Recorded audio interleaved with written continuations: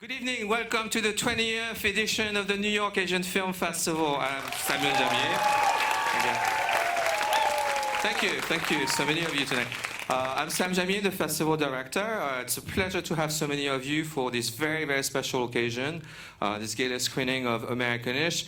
As you might see from our trailer, we're more used to showing East Asian fare, but we're bringing back the diaspora and South Asia in one fell swoop, so we're very proud to have the director and the cast and crew for this special occasion.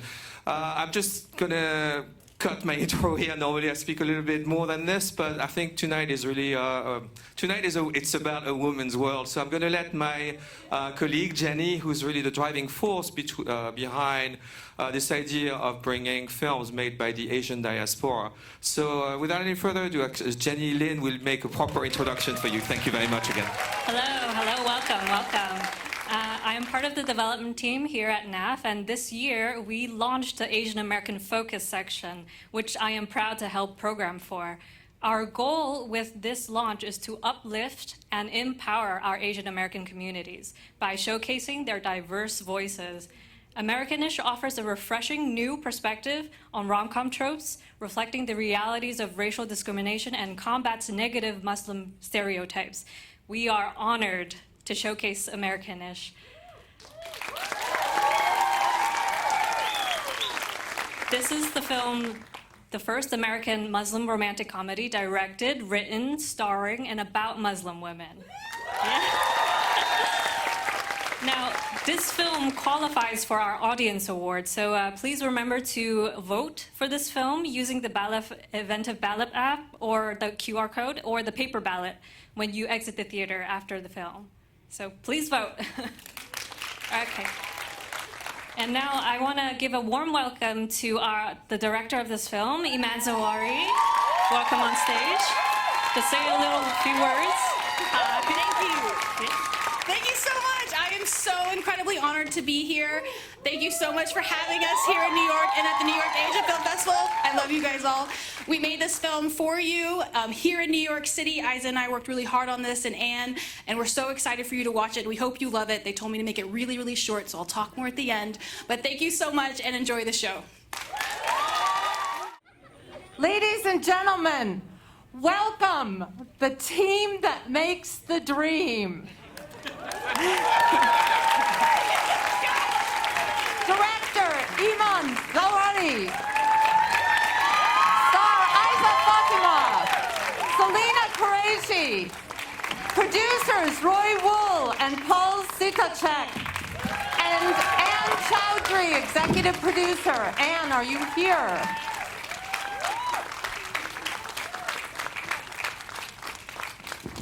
Okay. I'm Karen Severns. I'm a programmer, and we are so thrilled to have you here at NYAFF tonight. Thank you so much for coming, and thank you all for coming. I'm going to ask you to do something very strange right now. We're not able to pass the microphones around, and I don't want you to stand up and yell into the crowd. So we have volunteers, raise your hands, on either side with sheets of paper for you to write questions. Okay? We probably only have time for about 20 of those. So if you want to be one of those 20, get your hands up and get a sheet of paper and start writing, okay? Great. I see hands up shooting all over the place. There are too many people here.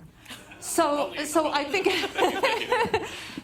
think what we'll do is we will start with Iman and Aizzah, and I know that you started working on this in 2013. Congratulations. Thank you so much. So wonderful. Thank you. Yay. Tell us a little about the process and what has changed, i.e. improved, I hope, to allow you to finally complete the film. Yeah, I mean, there's a lot of factors. The first one is our incredible investors and supporters that are in the audience today. Thank you so much. So Aizzah and I actually met here when I was on my birthday trip with my cousin Hoda. She took me and she said, "Hey, you need to watch this movie, Dirty Packet Lingerie." One Woman Play.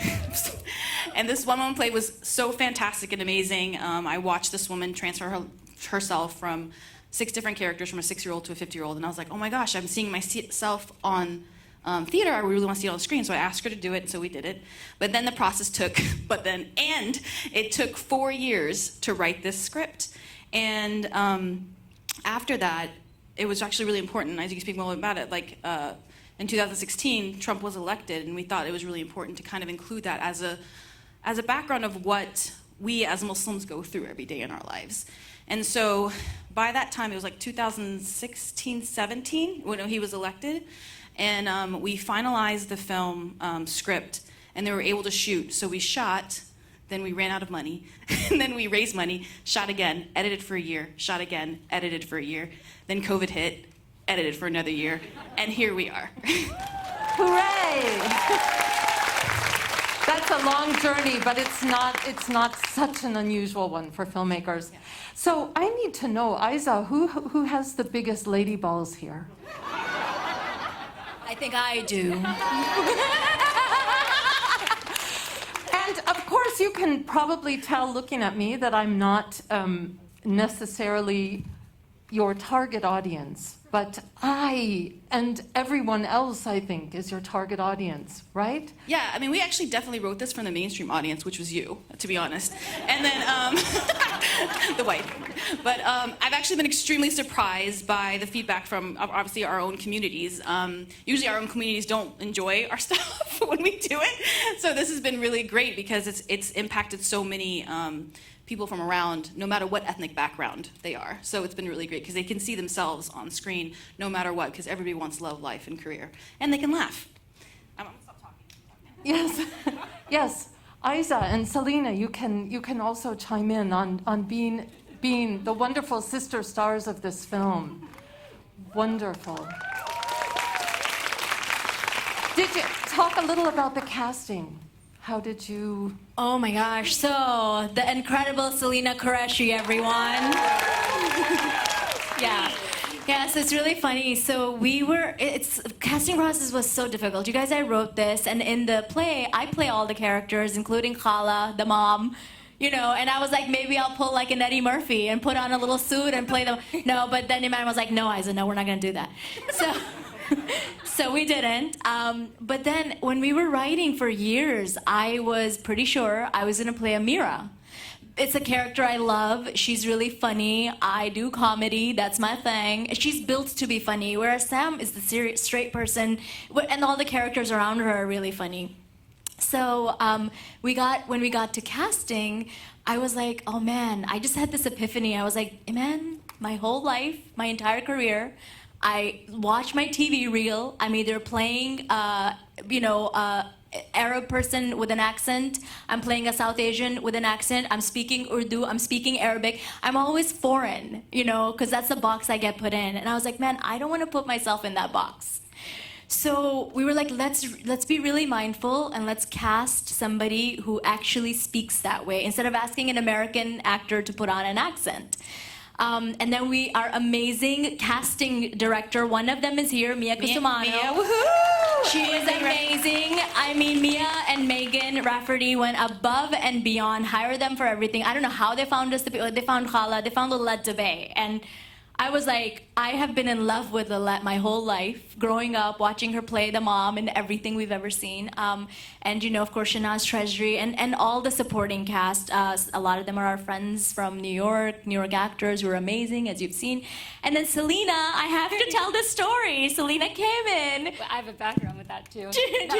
Salena came in to play Maya, who plays Shahid's, hot girlfriend. Oh, wait, and can I just add that day, I had to hype myself up in the mirror, and I put on red lipstick, and I put on boots, and I was like, you are gonna go in, and you are gonna be hot, and you are gonna get this role. And then I went in. And then she came And then in. you saw right through it. Yes. And actually it was Iman was like, oh my gosh, she'd be a really great Miriam. So we just gave her on the spot these sides to read for Miriam, and she killed it. She killed it. She was the only choice, right? Right, How I was like, it is. Salena, I need you to be awkward. And she's like, I got it. And she was really awkward. But I did. I walked out, and I read the script, and I went, oh, okay, they saw right through me. Amazing. Great. Because that's how you roll. Nice. So, Roy, Paul, Ann, congratulations on this great film. Tell us quickly, how you came aboard and why you decided to do that. So I met Aizzah in about 2012, 2013. I was trying to actually put together a women's talk show for the Pakistani audience here in America and also in Pakistan. But I always tell a story. Apparently, the show was too intelligent for the audiences because a lot of the talk shows are very like gossip and fashion, so that didn't end up happening. But I also went and saw Aizzah perform her play and had just loved it and always been following it. And so then Aizzah and Iman came to me right before, I think it was 2 weeks before. Was it 2 weeks? I thought it was like 2 days. It was like literally 2 weeks before, and one of our investors literally ghosted us. And then we were like, oh my gosh, that was our biggest investor. We have to start filming in 2 more weeks. And we're like, who do I know? Who do I know? And I was like, I know Ann. I know Ann's interested in film. Yeah, we were so lucky she came And then on Ann board. was like, she read the script, she's like, yeah, let's do it. And I'm like, I know. what? And she And then she saved just the film. pulled the strings every single day. Like, she's Yeah, literally the best executive producer of life. Yeah. Just bringing it through. You guys, we were gonna film in New York City with zero plan. We didn't know where the actors were gonna change their clothes. We had no trailers. We had no money for them. And then Ann just like came in and like fixed everything. Yes. Bravo. The angel investor we all need. Yes. And these two gentlemen, yes. Hey, I'm Paul Seetachitt. For me, it was very simple because Iman and I went to film school together, and we've been longtime collaborators. And I don't know, when was it? Like maybe... 2006. Yeah, it's been a while. We're old. So old. But like basically, one day I live in LA, and Iman goes, "You need to go see this one woman play. It's so good." But I don't really do that. Go! And so I go, and it's Aizzah's play, and I go like, it's really amazing. And then 2 years or so later, she goes, "Paul, I need you to produce, my movie." And I go, okay, I'm not a producer, but like the project is so, it's so compelling, and I can't say no to Iman. So so here I am, how many years later? So she gave you no choice. I He loves. literally. You like how he acts? I'm just like yelling at him all the time. Yes. But actually, Paul was he helped from the script phase all the way through and kind of pulled everything through for the entire film since on year 5. Yeah. And that's it. And then Paul and Roy. And Roy, yeah. Hi, I'm Roy. I joined the latest. I think I'm the last person that joined the But team. I have to say, I Yeah. mean, the film is complete, and you're watching it today in large part because of Roy, our That's editor. not true. It's all of us. All of us, but Roy really pulled it through. Yeah. Actually, I'll thank you for that, but I'll also mirror that back to our crew and some of our cast that are here. If you have a second, if you could stand up so we can all see you that Yes, you're here. please do. Please. That'd be great. Woohoo! Anyone from cast and crew? Yeah. Yes, and Yeah. to I mean, in general, like Jessie Rojas, our biggest editor that stayed with us the entire time. She was basically me the entire time. Her and Paul, when I was going through a lot of stuff, they were editing. I mean, it was just, and then Roy was like, "We got some more in us, team," and me and Aizzah are like dead on the ground. We're like, we have nothing, and then they took it. Yes. I love editing. That's something that I really enjoy. I used to be an editor when I was a kid. But during the time that I met Iman, Aizzah, and Paul, I had gone through a breakup, and I needed love and laughter in my life. And this film brought it to me during the set, and it went through That's all the way moving. till now. And the set was so much fun to be there. I made some friends. I learned a lot about something that I didn't know enough about, about American Muslims. I grew up in Turkey, which is a very different experience. And being a part of this crew, I learned a lot, and I'm just proud of the film. But we've been on this for 8 years, I guess, in total, or 9 years. I've been on it for 4. But the work really starts now. It's going to be in the programming. It's going to be in the distribution. Hopefully, you'll see this film 30 years down the road. Hopefully, some children will see it then, too. So I'm just really proud to be a part of it.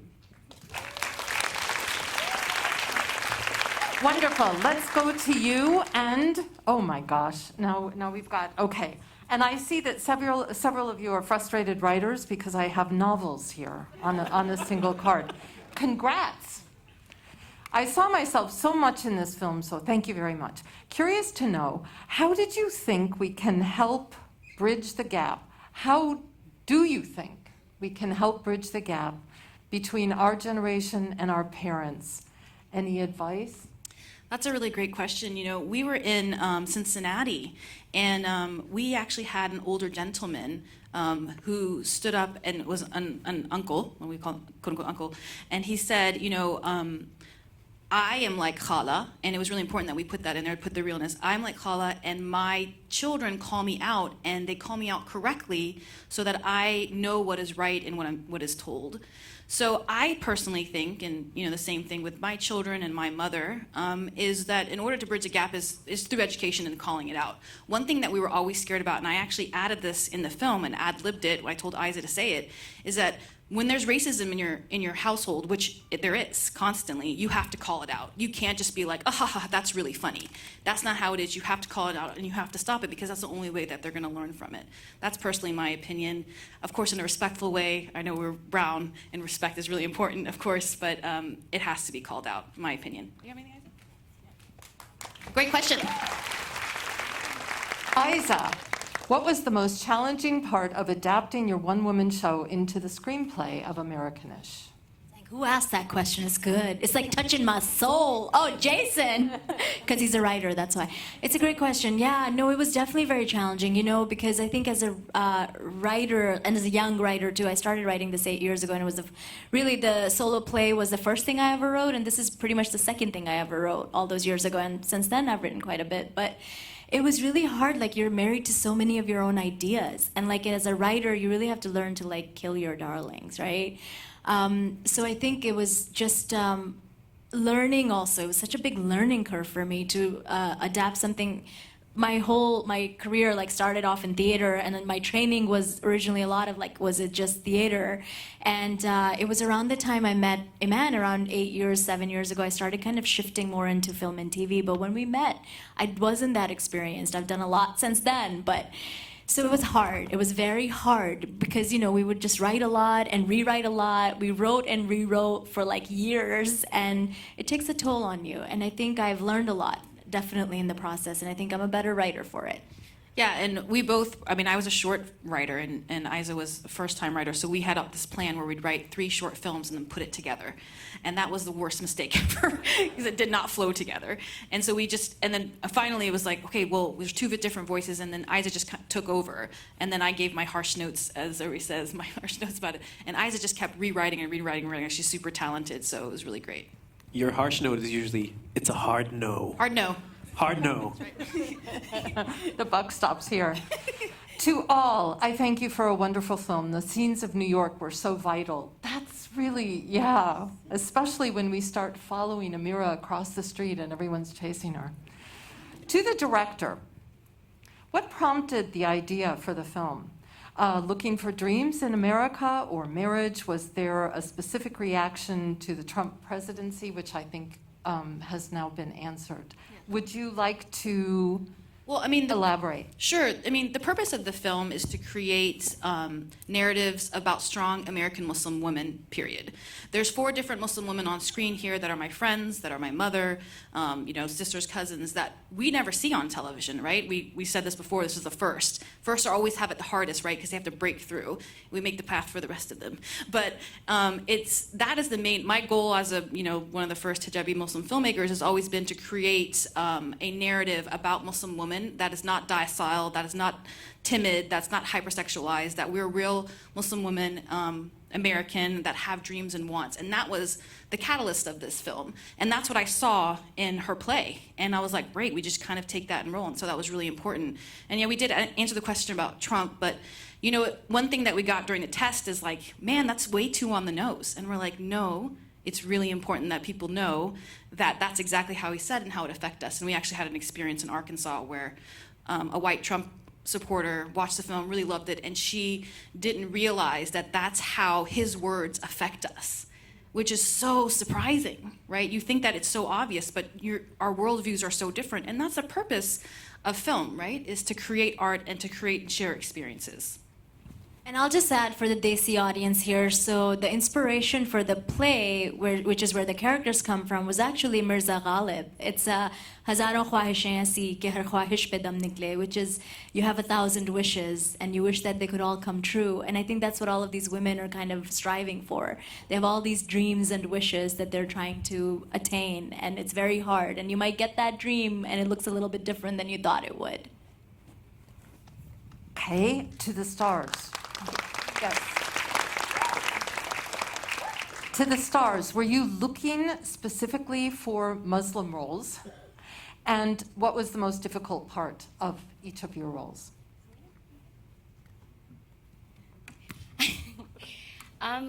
Actually, I was not. I had never seen or read a script like this before.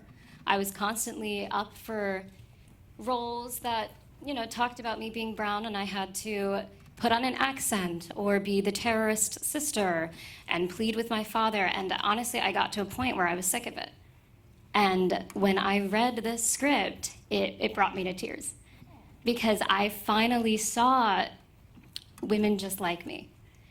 And I mean, it has shaped me as a Muslim woman in this industry on what I look for, on what I accept, and what I expect on set.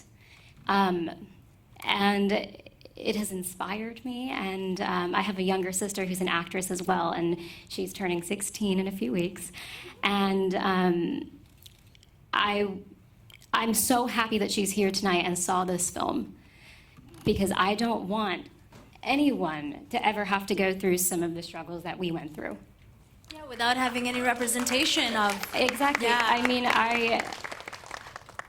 I grew up thinking that who I am was not okay. I would hide the fact that I'm Pakistani and Muslim. People would ask me and I would avoid it. And I would say, oh, what do you think I am? And then hop around it. And I was called a terrorist on the playground. And so from a very young age, I had thought, okay, who I am is wrong. And I can't be considered beautiful, because in media we only saw women portrayed as beautiful and being pursued by the man as, you know, the blonde, tall woman. Actually, I was told, not to go on a tangent, when I auditioned for Maya, that, oh, well, of course you didn't get it. They want the tall, skinny blonde. And I remember being crushed. But then you watch this film, and it's led by women like you. And it really makes a huge difference. And I'm so proud to be a part of it. And I think the next question actually feeds into that, and I'm sure that one of the answers really should be, take your parents to see this film. First of all, I want to say I love this film. This is the film America has been waiting for. My question is, my passion and goal is to become an actress. My Muslim Desi parents are as intensely opposed to it as I am immensely passionate about it. Any advice on how to navigate with family that really so vehemently opposes performing arts? Don't tell them like I did. And then you end up on NPR and your dad calls you up and says, Aizzah, you do the lingeri. True story. He heard me on NPR talking about dirty packy lingerie. I didn't have the words to tell my parents. I had a job in IT, working at Google. I didn't know how to tell them I really wanted to be an actor. It's really tough, you guys, let's be honest. It's really tough, and we're not given the tools, right? Because for us as Desis, we don't go to therapy like the rest of America does, where you learn the tools, right? That's where you learn the tools. We don't get that. So, yeah, no. It's hard. Like, there's no real answer, but look, pursue your passion. But please, Salena, chime in. I would say, although that's super valid, and I'm so sorry that happened. Oh gosh. Also, your parents are super supportive. No. My mom and my sister, everyone was very supportive, but originally my dad was not. And then when he saw me doing it, and he saw how much I loved it, and how much joy it brought me, and how much joy it brings other people, then he came around, and then he said, I will support you now, forever. And I want to see you pursue your dreams. My dad said he would support me after I was on NPR, just so you know. So prestige. Prestige is the way to get your parents to agree. Well, also, Be passionate. Go for it. well, I think it's a really good point too, because the same story. I applied to film school without telling my parents too, and then I got in, and they appreciated it for the prestige. But it took a while to get them to come around. But the thing is that I've noticed with all of, if you look at Hassan Minhaj and all of these people, they still did it. Their parents weren't on board until they made it. Your parents just want you to be successful in life. That's all. I mean, that's really the key, and to have that happiness. So, I mentor a lot of students, and I always have to tell them, you just have to do what you're passionate about and do it, and they'll come along. But if you tell we say it's brown, but it's not. It's also every immigrant's story. You tell them you're gonna go into the arts, and they're like, no. And so you just have to be respectfully passionate about the drive that you want, and then they'll come along. But they will say no continuously, and you have to be able to take that. I need to tell you that someone from Mrs. Hellman's class is here tonight. Is that me? Who's Miss Hellman? Holman! Yes, Holman, yes, okay. oh, yes, yes. And he or she is so proud of the strong, powerful, passionate woman you've become. Oh, thank you so much, Joanne. You're so sweet. And since we're running out of time, I'm not going to be able to ask that question, but I'll give it to you. Here's what I'm going to ask. Do you have another project coming? Because if you don't, we can't wait to see it. Oh, that's sweet. Yeah, I mean, all of us here, we all have projects that we're working on. I'm working on a second feature about my childhood in Panama City, directing some films as well this coming year. Anyone else want to chime in? Yes, so many things, but please, you can follow us on all of the social medias, Americanish Film, also on Instagram, Twitter, just to keep track of where we're going. We have like 10 festivals coming up where we want to do what's happening here in this room, show it to the people who we made this film for, so we can build our audience, and yeah. Oh, also, Audience Award. People, did you have your ballots? Yes, we'll get to that in a minute. Okay, go ahead. Roy, you wanted to say No, I just something? wanted to say one thing. First, if you haven't read what's up there, please read it. And if you liked or disliked, please post something about the movie. If you feel like the mission is aligned, please do it, because the impact obviously starts with you, not just with the filmmakers. And if you do have time, it helps us a lot in terms of distribution and getting picked up. There's a website called imdb.com. You might know it. And if you just if you just search for Americanish there, on the top right corner, there's going to be a section to rate the film. That goes very far, much farther than you think, and it takes you less than 5 seconds to do. So you can just write one word: I hate it, I love it. 9 stars. Don't give 10 stars because the algorithm just messes up. 9 is the max. We'll take it. Is there going to be an Americanish too? We hate to let these characters go. We want to see what happens to them. Oh. TV show? Where we keep talking about this. Roy really wants to turn this into a TV show. 4 years ago. Yeah. Great Vote for that. idea. And you'll all come back for, that was fast and it stopped suddenly. Americanish 2 TV series. Hooray!